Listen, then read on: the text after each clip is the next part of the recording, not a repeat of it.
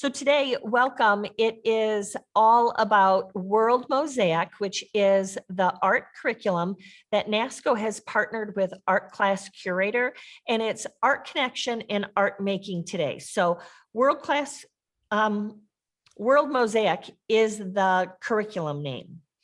Art Class Curator is who we're partnering with, and I've got Jen Easterling with me. And then, of course, you know Nasco. So it gets a little bit confusing with all of that, but World Mosaic is the whole art curriculum. Art connection and art making is just the focus today, because we wanted you to see that there is art making in this. It's not just about the art and how to connect with it. There is physical things, fun things that you're going to make. So with that, I am going to introduce Jen Easterling. She is the educational director for Art Class Curator and a former art educator as well. So she definitely knows what it's like to be in your shoes. And she's going to take us through a little bit of the World Mosaic curriculum, but then start talking about a specific lesson within there. So if you have questions, feel free to put it in the chat, and we're just going to have as much fun as we can in this. Thanks so much for joining. And Jen, thank you for being here, and the stage is yours.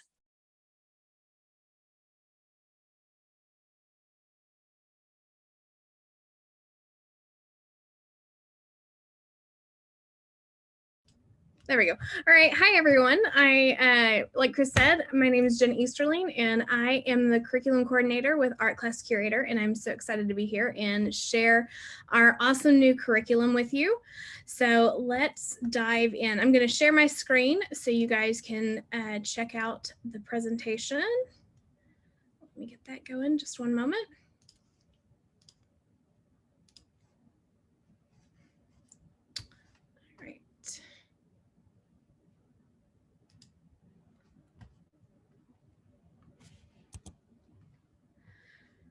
See if my computer will decide to cooperate with me. So sorry about that.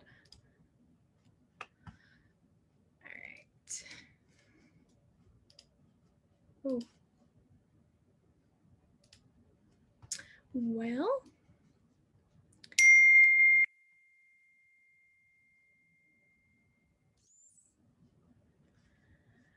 All right, so this does not seem to be working for me, Kris. Hang on just a second.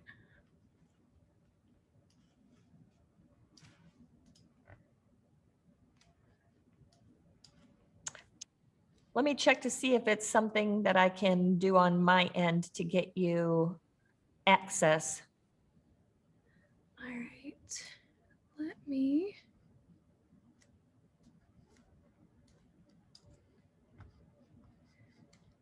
Let's those little technology glitches that we have sometimes. There we go. Always say any technology is my fault. Oh no, mine doesn't always like to play nice.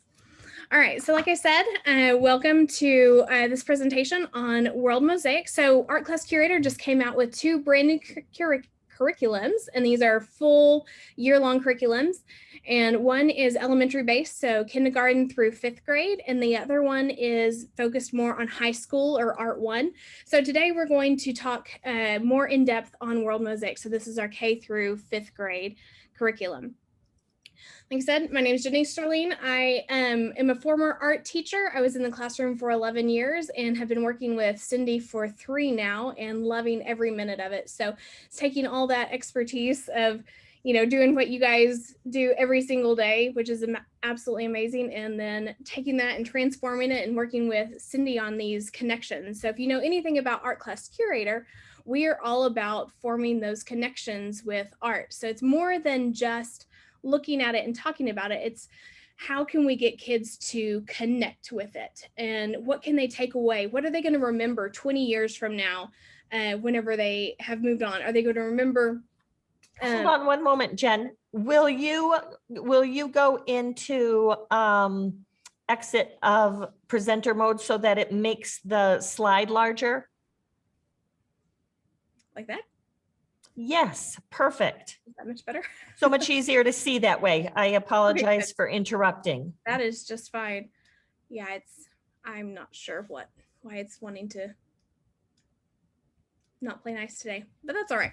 Okay, so with Art Class Curator, if you're unfamiliar with it, we produce a lot of different ways to get kids to connect with art. And so we do that through our Connections library, which houses so much information about different artworks and different ways to approach those. So more than just an art history lesson where, if you think of in the past, I think about my days where you come in and the professor comes in and turns off the light and you go through slide and slide and slide and you're trying to take notes and stay awake at the same time, which is never fun. We try to move completely away from that and get everybody engaged in getting kids to connect with different artworks in different ways. So we have all kinds of games and compare contrast and different questions and getting kids up and moving and how to look at different things from a different perspective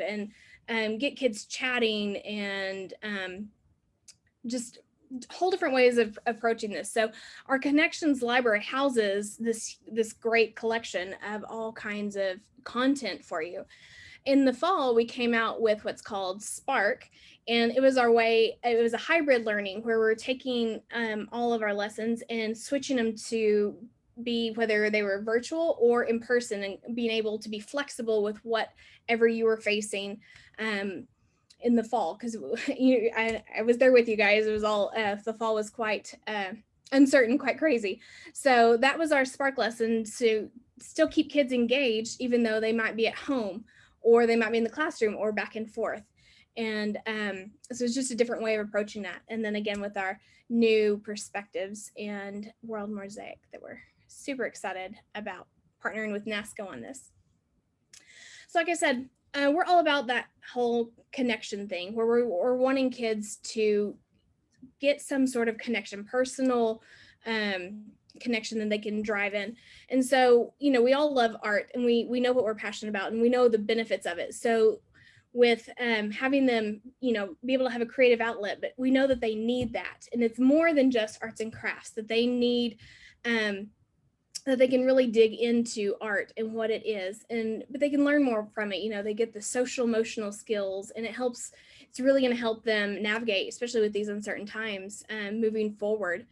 And all this new experience that we've all gone through with the pandemic, they're going to need that social emotional learning. And so with art, we're able to help them connect and provide those kind of outlets for them, and help them with critical thinking and problem solving and being able to understand the world around them and their community. And so we know that art can do this. And so our job with Art Class Curators is to help you and empower you with giving, helping that into the classroom and helping kids with all of that. So we have this poster for you. If you like it, there's a link to download it for free and print it out and put it in your classroom. Feel free to do that. We just want kids to look at art and be able to connect with it and foster all those, the higher order thinking and the respect and the connections and the focus and empathy and all of that. So we love this quote: art changes people and people change the world. And so we fully believe in that, and we try to foster that and push that whenever we can. So like I said, we try to focus more on this whole idea of art connection, and I've said it several times. So it's more than just art criticism. We want that connection, and it's connecting within that. Whenever we look at a work of art, students are able to connect with it, but with that and with discussing it and bringing it out, teachers are able to connect to the students, and students are able to connect with teachers, and they're able to take that and connect it to the art making, and then connect it back to looking at the work of art. So it all works in together whenever you can build this big connection across all of that. And it helps us get to know our students better and, dive farther into what they're making and be able to relate to it and carry these lessons away with them, throughout their day, throughout, beyond just the course, through their life and, into the community and the world beyond. So we've taken all that and we've tried to we've created this amazing curriculum that is a full curriculum, K through 5, and building all of those connections into this curriculum. And we've created a framework where we have the kids engage, and then they create, and then they reflect. And we see that we created that into the curriculum over and over again. And so looking at it in a different way. So not just talking about it, not just replicating the art, it's getting them to look at it and engage with it in some way. So it may be getting up and standing like a work of art, or maybe it's comparing it with something from another culture around the world, or maybe you're writing a poem, that kind of thing. And we're going to talk more about that in just a little bit. But, you know, how are different ways that we can engage it? And through all that, then we go into create, where they're creating something and pulling out that connection, and then moving on to reflecting, you know, what did I make and how did I make it? And where do we go from here? You know, trying to really internalize all that. So within that framework, we have 7 units per grade, so a total of 42 units. And it does focus on art all around the world. So it's not just maybe your more famous artworks. We're looking at all kinds of different things all across the world. There's a lot of cross-curricular connections with this, you know, science connections and history, and there's even geometric patterns and things. So you've got math connections, lots of English and writing, literary connections. And then we also focus in on those social and emotional skills. You know, how can we get the kids to learn something through this and learn more about themselves and relate that to the world and to each other, and, you know, be better people that can, you know, better cope with things, and, you know, deal with situations with friends, and, you know, be able to navigate that as they're growing, because we all know that's kind of difficult. But really pushing those authentic learning connections in art making. So here is a sample of just the wide scope of artworks that we look at in World Mosaic. As you can see, that's all different parts of the world: Japan, India, Egypt. We have North America, we have Europe, and this is South America, and yeah, all kinds of different places around the world. And with that, this is a overview of each unit, of what each unit contains. So you can see there's an example kindergarten lesson, first grade, and they look at the sarcophagus, and from there then they go on to create a storyboard, and then make their own cat mummy, which is fun, out of paper mache. So something a little bit different, you know, different ways they can connect it with it. But within each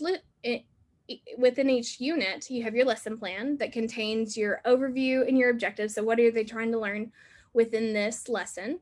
You have your national art standards. So each lesson, each unit is fully aligned with the national art standards, and we do hit all of them within the national standards. There are several that we've worked to add in for specific state standards. I know there are several states that prefer theirs over the national standards. So we have several of those already worked up. If we don't have it, then, you know, I'm happy to see how that aligns. And most of the time they hit every single art standard, even for the states, except for perhaps the ones that are very specific to that state, like studying specific artists to North Carolina.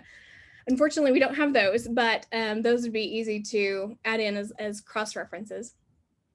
So we always have a featured anchor artwork, where they start off by looking at that artwork, and you get a little bit of information about it. So this is designed to get them engaged with it, but not so much in lecture format.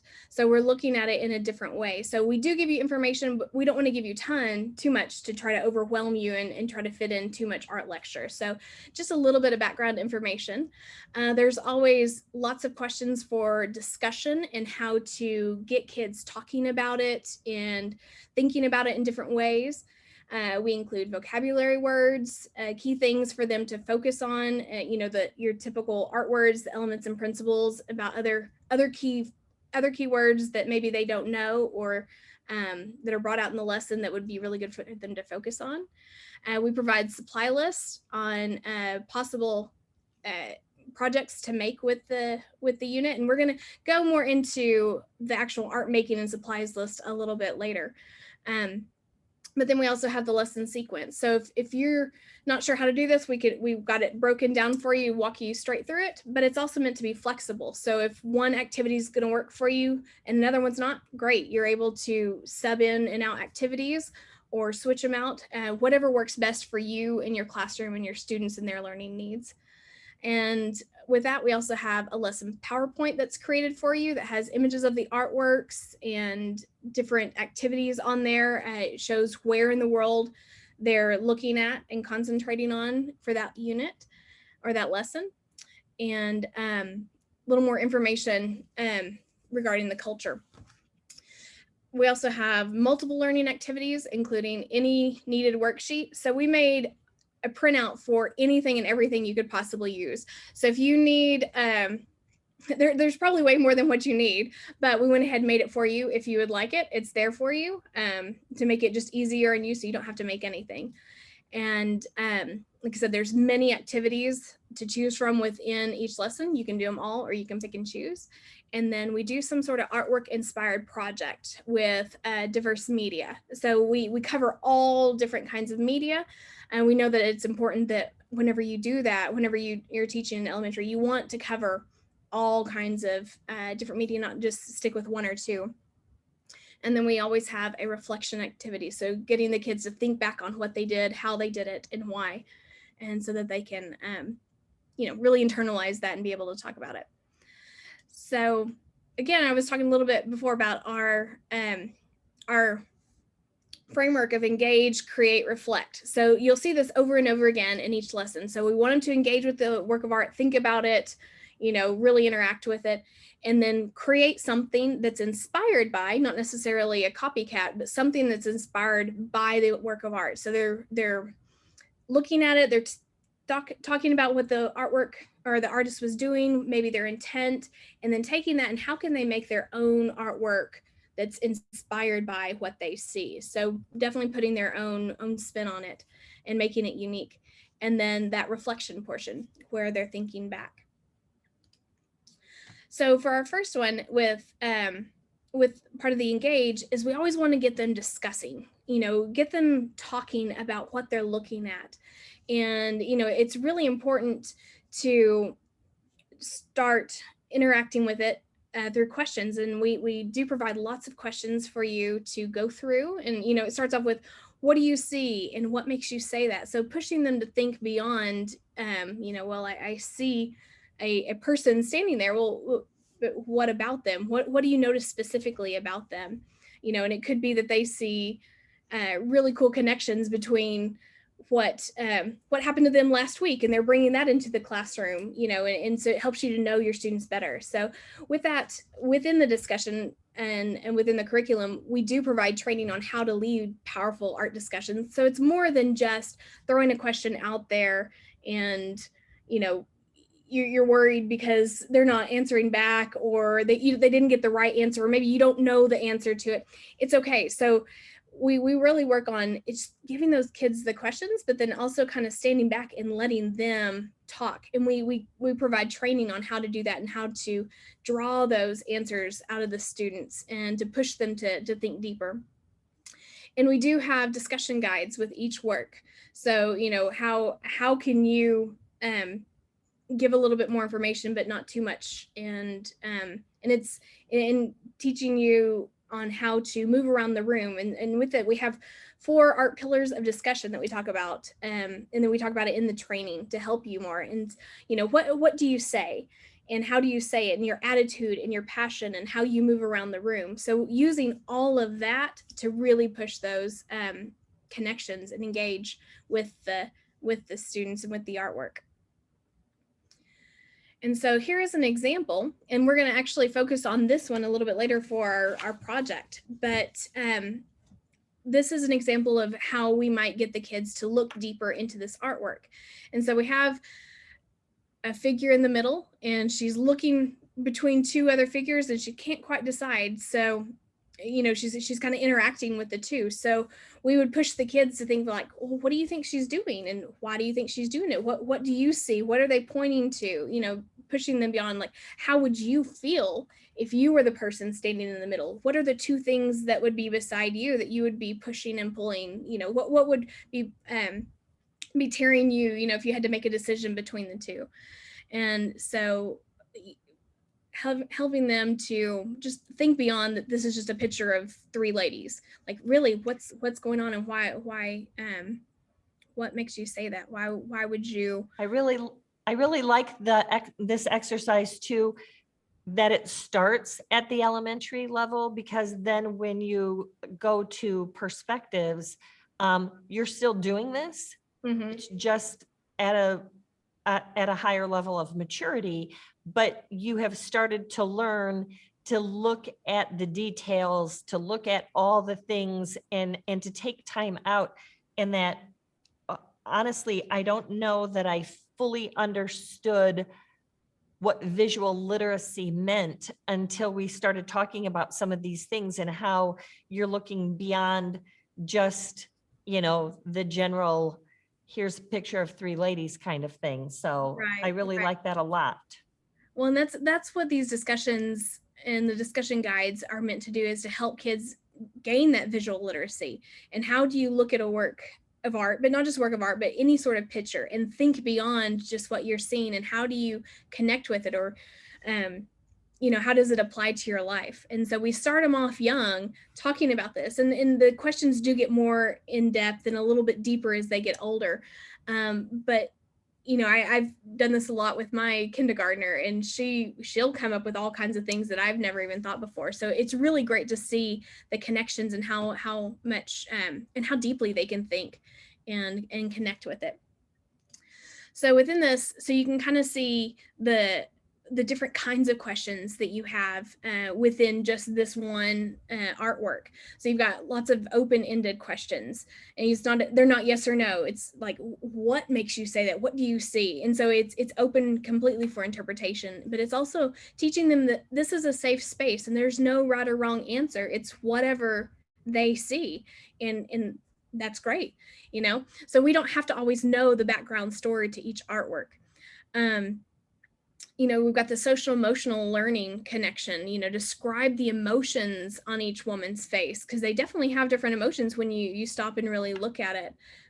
You've got the head tilt, and you've got the worried look, and she's kind of torn. So you're teaching the kids how to recognize those emotions. And Cindy talks a lot about Brene Brown, which she's wonderful. And we've done a lot of discussion on how, emotions, and how most of the time we can only identify a few, happy, sad, mad, that kind of thing, but there's a lot more out there. And we have a great thing within the curriculum called I Feel Wheel, which helps teachers and students to recognize and identify lots more emotions. So you can take these ideas of emotions and apply them to what they see on the artwork, but you can also connect it back to the student. I've felt this way when I felt the way the one lady is whenever this happened to me. So you're having the kids put themselves in the shoes. You've got a lot of visual analysis when connecting back to the elements and principles of what could the red mean, or the blue, and looking at directional line, that sort of thing. Then you also got cross-curricular connections. What happens next? And you can write that out. You can have the kids draw it or act it out, which is a lot of fun. And then again, like I said, those personal connections. So we're going to come back to this artwork in a little bit, but that's just kind of a basis on how we get kids to engage with it.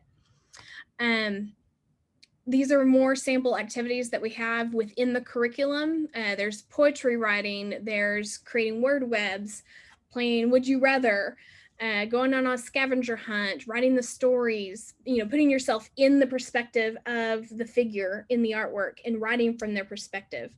Put your body in the pose of the artwork. You can complete the picture. You can read a related book about the artwork and discuss it. So we've tried to include several books with the curriculum and according to the theme, or somehow connect back. So those are another resource that you can use with the curriculum. And if you're having kids line up or just waiting to get settled or waiting on a teacher, that sort of thing. And here's a sample of all, a whole wide range of worksheets. This is not all of them. We have over 200 downloads with this one curriculum and over 150 worksheets and handouts that you can use at your discretion. Like I said, you can use all of them or you can pick and choose, which is great. But you can see there's just a wide variety of different ways to engage with the different artworks. This is an example unit back to the one earlier about the cat mummies. So you have the kids create a comic strip about the mummy, and they're looking at different ways that artists created the statues about cats, and you talk a little bit about how cats were very important to the Egyptians, and then they get to design their own, and then they end up making their own paper mache mummy.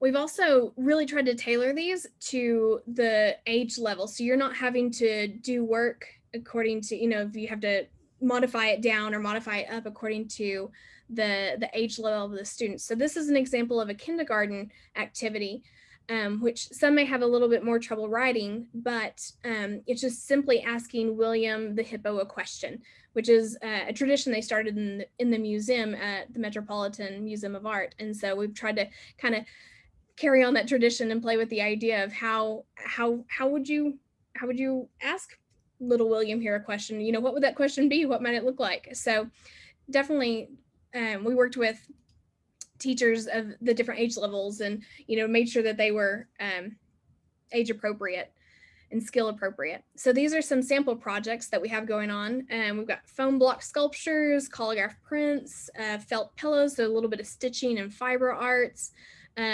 collage. You get to wear a tunic, make a tunic and wear it and go on a fashion show in another unit. There's radial symmetry and design. You do it with yarn, with paper, with paint, different ways. You work on seascapes, and there's stuffed paper animals, cut paper portraits. So a big wide range of projects that you do with these. And we tried to make sure too that not every single class was painting at the same time. Like that can be a little bit overwhelming if you have all those grades doing that. So we tried to kind of vary it up a little bit where several of the same are doing the same thing at the same time, but not everyone, to kind of give you a break and vary it up. So really try to think through the whole process of the year and everything that a teacher would be going through and what would make it as easy as possible on you guys. So again, back to how do we make that authentic connection? So how to authentically connect art connection to art making. So taking this idea of looking at an artwork, talking about it, discussing it, internalizing it, and then connecting it to the art making itself. So we always have some sort of big idea or theme or mood that we're working with. And then we're looking at the function of the artwork and the content and the subject matter or the story behind it. We look at the media and the technique and then even elements and principles. So weaving that in and working it all together to make that authentic experience. And then lastly, we have the reflection portion. So again, we always end a unit on reflection. So we feel like it's important for the student to think back on what they made and what they learned and, either how they can improve it or what they might do differently or, just why did they do what they did? What's that personal connection whenever they made their work of art. So this is just a sampling of all the different connections or different reflections that we added in. So, your pair share and like I said, there's a wearable fashion show, which, sounds like a lot of fun. And, every time I go over these, I'm ready to make the project again and do the activities with it because it's so much fun.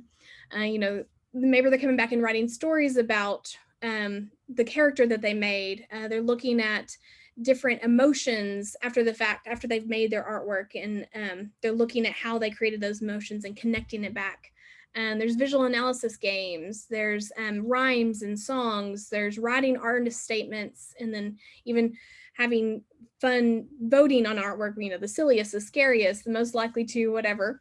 And those are fun to have kid input and let the students decide what they're going to award each other or what awards they want to give each other, and then even planning their own exhibition and a lot more. Because like I said, there's 42 units or 42 lessons, so over 7 units. So there's lots of different activities. It's never the exact same thing. So with all that, that's just a quick rundown of what all is in Mosaic. And what we want to do now is show you how we took this work of art that we were talking about earlier with the discussion portion and creating an artwork to go with it. So with this, what we would first do is, like I said, look at the artwork, have the students kind of talk about it, think about it, pushing them to look at it in different ways, and then do some sort of activity with it. And then we would come and have them make something to go with it that would be inspired by. So we wouldn't just be copying this artwork, we would be doing something inspired by. So with this, we would have the student think about if they were the figure in the middle, and what two things might they be torn between? You know, if they had to make a really hard decision between two things, what are those two things that they would have to be, you know, deciding between? What might they be struggling with on both sides? And so in this particular artwork, it's by Angelica Kaufman, and it's a self-portrait. So that is her in the white. And at the time that this was painted, you know, women, it was acceptable for them to go into fields of music, but maybe not so much art. But you can see that she's torn between the two, but she had this opportunity to pursue art. And you can tell she's almost kind of making that excuse of music of like, oh, I'm so sorry, but I really got to go this direction. So that's what we want the kids to kind of take away and create. So with this particular project, we have them making a mural. So I'm going to switch my screen and show you some different options of what we came up with as ideas for how you could do this in your classroom with your students.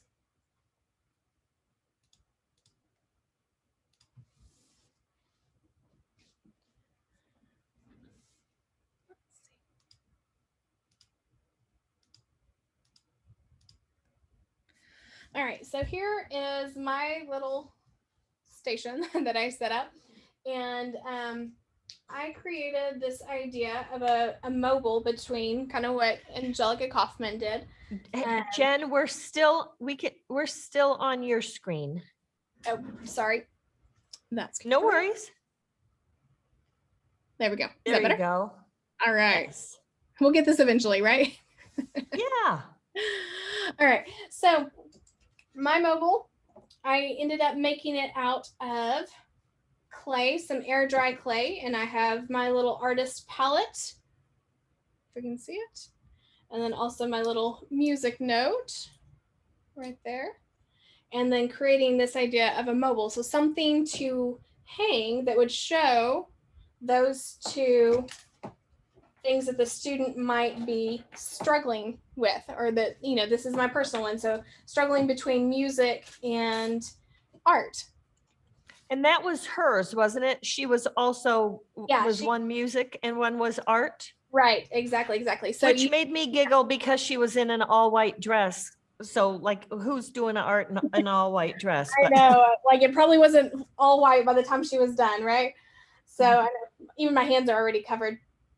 So this is the project of making a mobile. So something with two sides. So you could definitely add in more. Like if the student wanted to do 3 or 4, you could add in more things. But, you know, looking at the example of Calder and looking at balance and how that might work, and then making your two objects. So with this, I like that idea of the balance too, because when I was making mine, I wondered if it should be balanced or if it should have different. And so I ended up doing that way. And maybe you could do one which was like what you ended up choosing or something. I don't know. Yeah, for sure. I think that's a great idea. I was having a lot of fun with this lesson plan. You can tell I'm a 3rd grader. No, it's fun because you do start to think about more things, and that's another way to push the students on their thinking of, you know, is the thing that weighed out, you know, that's pushing you more, would that be the thing that's hanging lower or higher, or, you know, how else could you incorporate it? So I kept messing with these ideas of the artist palette and the music, and I started playing more with wire and how could I, instead of just hanging the objects on my wire, what else could I do with them? So I made my little abstract paintbrush out of wire and my little music staff out of wire. And then, being able to add those in, as more options to push the idea of whatever I'm making. So with this, in the project itself, it suggests that you could make it either just out of construction paper and have the kids, draw it and cut it out, or you could have them paint on it. We started playing with all different sorts of ideas, and this is a snack box, that I drew on and cut up to make the objects thicker and a little more heavy duty. You could do it out of cardstock. You could do it out of cardboard. If you just wanted to have them draw it and paint it, cut it out, depending on what kind of supplies you have. So that with this curriculum, it's really nice. We give you suggestions, but it's wide open for you to be able to use whatever supplies you have. And so within that, there may be a suggested way to make this, but there might also be an alternative of like, if you don't have these supplies, you could also create it this way. But again, wide open that whatever you've got, you could use to create it. So I had just some air dry clay, which is one of the suggestions. So I started playing around with how I could make my little objects. And so I made some solid, but then I also made like wire armatures to start off and then mold the clay around it to give them something make it a little bit more sturdy, and even like to be able to work in that wire to hang it from. Because I did find out with this, I didn't work in wire. This is just a solid clay piece.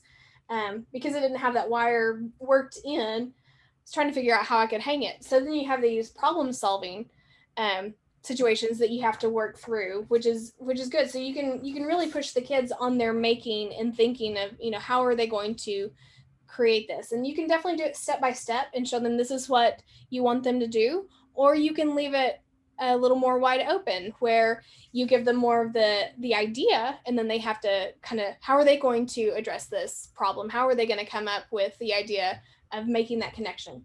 Which that might be a little bit. Which is great. And I'm sorry to interrupt. That is just so great if you are like one of the teaching artistic behavior classes, or choice-based classes. This lends itself straight to that. It definitely gives an idea, sort of like I would say right out of the box, but also so many options. Right. So like with this one, this is just, like I said, air dry clay that I played with, that I had. I even had my first grader helping me, and she made a little doggy. She was so good. She was pulled between a doggy and a kitty cat. So she made a doggy. And so we were having fun just making, and then I ended up painting it just with watercolor, which worked out really well. So I wasn't having to buy special paints or anything. I just found what I had and was able to use it. So yeah, definitely wide open on how you can approach this. But then again, if you want more direction, we have that too. So lots of flexibility within the project realm. So Kris, you want to show yours that you made? Yes, I'll let you stop sharing and then. Alrighty. So I too wanted to show a little bit of differentiation, only because we all know that all of your supply closets and students and situations are different. So I started off using just some floral wire that I had at home, and I really liked it because it was super easy to bend. When you are dealing with wire and third graders, you're going to have to make sure that the gauge of the wire is easy for them. There is a brand called Twisties out there that is really colorful, that would be pretty as well. But I just used a floral wire. And then the ribbon was actually from Christmas. And then I created my art palette, and I promise you, it's just ironic that we both did an art palette. I wanted to show the decision between art, and I will tell you, art teachers, please be proud of me, because I am your art student. I made it on both sides. Between my hard decision between, do I stay home and make art, or do I go for a run? And the run was depicted by the bottom of my shoe, in which I put size 9.5 is what my shoe size is, which I kind of was like, do you tell your shoe size? But I don't think that matters, right? So anyways, I tried to make it look as cool as possible. And then I just used glue stick and a marker and the construction paper. It made me think, though, that certainly just in drawing stuff, you could easily draw and create, again, sort of a moving piece. I think you could do this way better than what I did. And in this particular case, I took the pink piece of construction paper, I cut it in half, and that's where I created a picture of me in my super fun, weird dress. And then I created, with the other side of the construction paper, I created the two things that I was struggling with. Do I want to eat cookies or do I want to eat candy? Which is always a difficult choice because I love sugar of all kinds. Then I created the little slits and just made a strip and glued it on. So then it's, you know, balancing it out. But I now wish that maybe I would have stuck a little brad in there. You know, those things called, I think they're called brads, that you stick it in there and then you flip it like that. And that helps it to move. And then it would have been sort of like a seesaw. And then I just glued it on a piece of construction paper. My final one, though, is really found stuff at home, because I figured all kids probably had a deck of cards at home and probably had some magazines.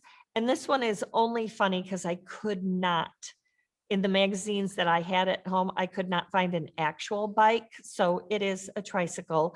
Hopefully in third grade, you're off the trike and onto the two wheels. And then this is a cell phone or a tablet. And so the idea of, do I ride my bike or do I watch a YouTube video? Because kids seem to watch YouTube videos. And then I just strung it on a stick that I found in my yard and used some yarn. And I just thought that would be a cool way. You could also have kids like get things like game pieces or something and use their imagination. But I think it just lent itself to some really creative ideas out there. So many different ways that you could use it. Also to Jen, I just wanted to add that, like, I think it's genius that World Mosaic was thinking about the teacher teaching, and how if you have kindergartners painting and maybe two other grades painting, that the rest of the grades would be making something else. I loved that. I love the fact that each of these lessons is based on the anchor artwork, and sometimes is similar to it, but lots of times is something completely different, as in this particular case with the mobile. You are making something totally different than that. You're not painting something. So I thought that was fantastic. And I love the way you went off in different directions. You know, I think that's really awesome, and it shows the possibilities of how you could approach several of these things. So even after seeing yours, it inspired me to think about this even differently, of how else could we make this? What else could we use? What could we add? So being able to use what you have in your classroom. And the conversation is absolutely delightful. I asked my, I'm a granny, and so I asked my kindergartner grandson, Jude, who is 6, like, you know, what would he have a hard time choosing? And it was hilarious because he said video games, which I thought for sure he loves to play them. But then the other one was, or pretending like I'm a cheetah. And so that's a kindergartner. That's great. But what I love Yeah, it was so awesome.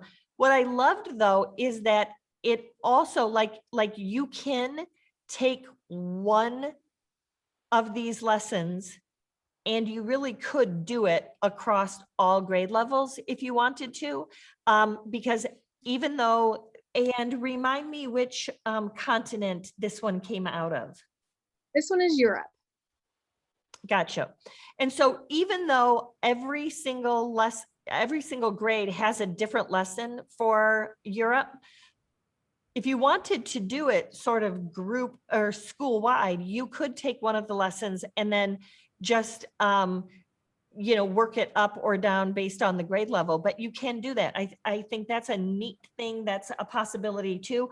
Or if you have super good success with one and you want to try it with another grade level or extra credit, again, so much variety and so much resources that come with it.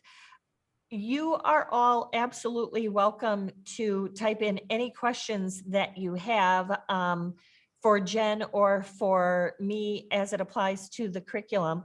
The curriculum is available through Nasco. It's $1,000. And usually when we say that, we get a couple people who might want to click off really quick.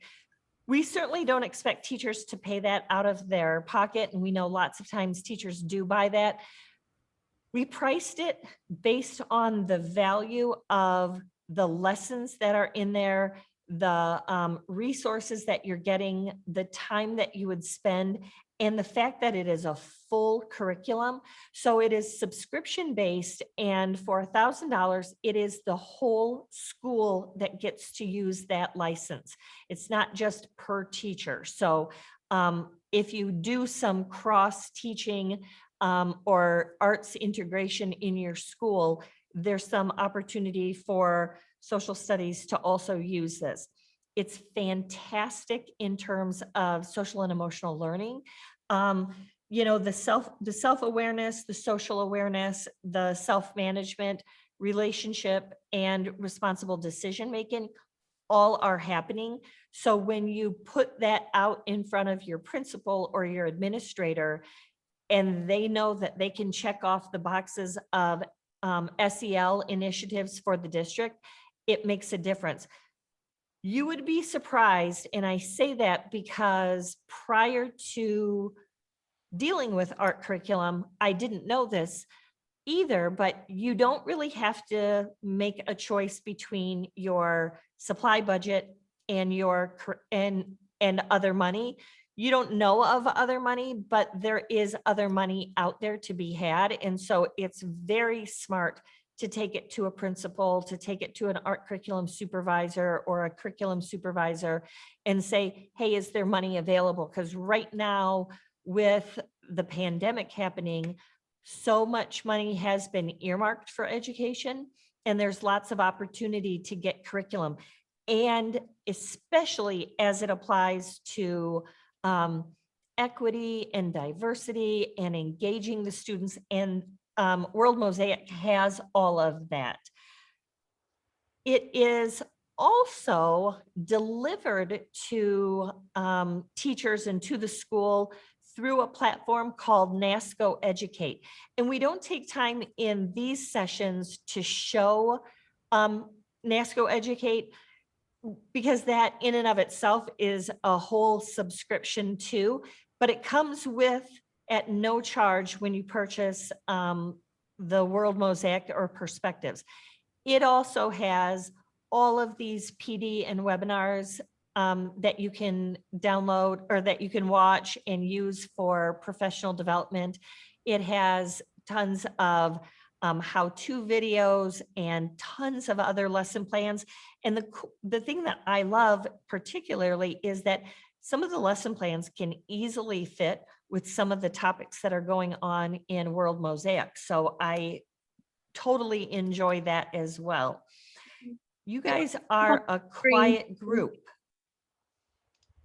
Say that again, Jen. I'm going to put it up on my screen so you can see everything that is included. Thank you for doing that. Yep.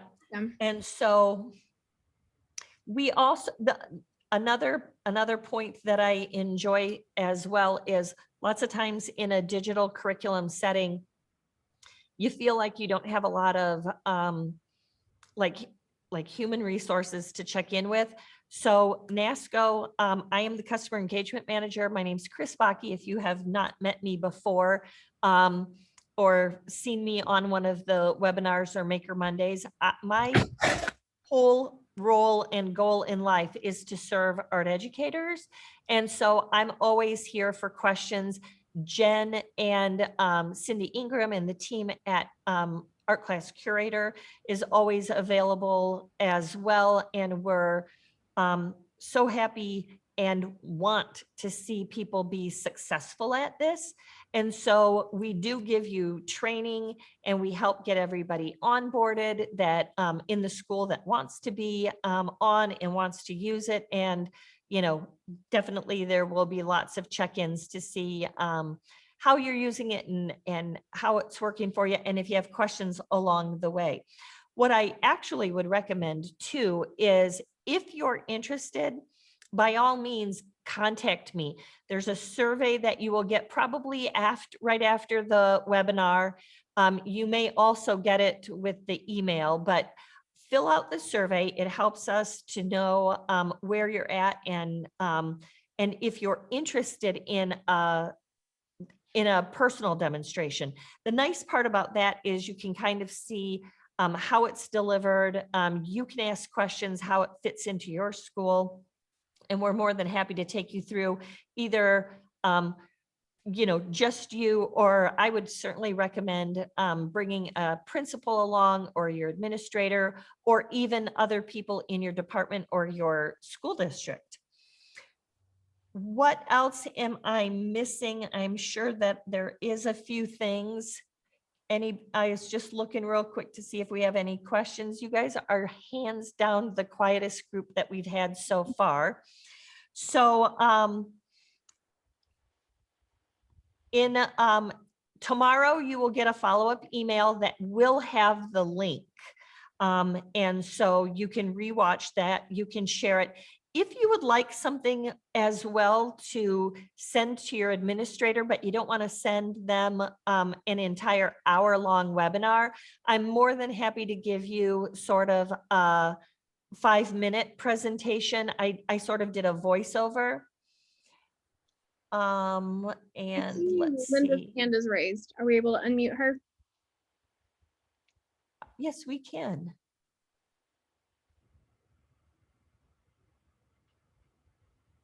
Linda, I don't know if you've typed it in the thing because I don't see it otherwise.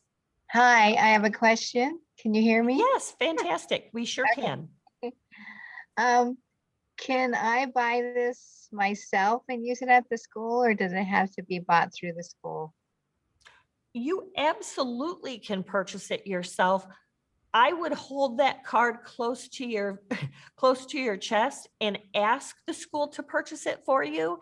And if for some reason they say no, my goodness, you certainly could buy it yourself. I will call you teacher of the year for spending $1,000 on your students, but I mean, there's nothing that says you cannot do that.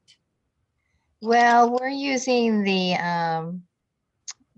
Art of Education.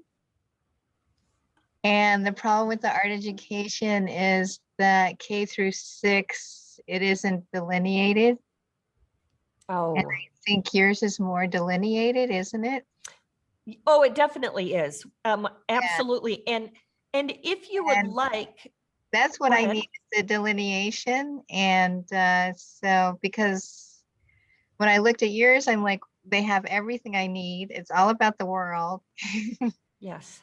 And I don't want to mess with the district because they already bought that and they don't want to pay more. Yep. And I can understand that. Check with just your principal.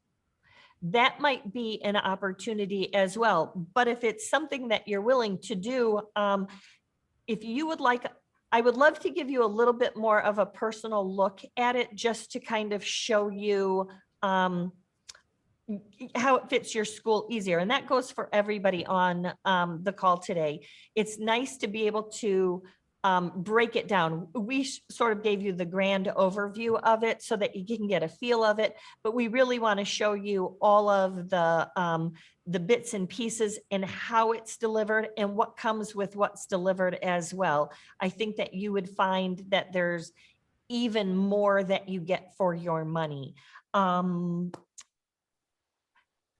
What is fantastic about this, I mean, there's so much that's fantastic about it, but it is such a way to engage students. And I love that if you are in person, it was definitely written for